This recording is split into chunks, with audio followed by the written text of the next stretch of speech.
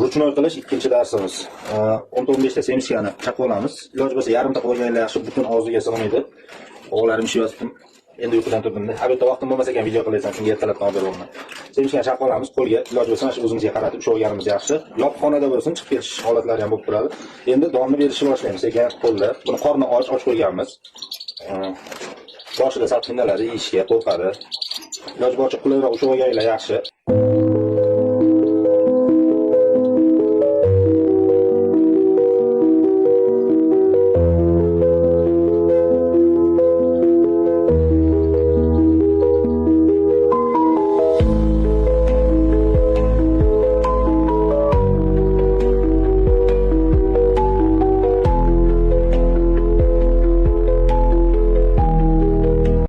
İkinci dersimiz tugadi. Xuddi mana shu tartibda boqib ketaverasizlar, davom ettirib. Keyingi videolarni kutib qolinglar.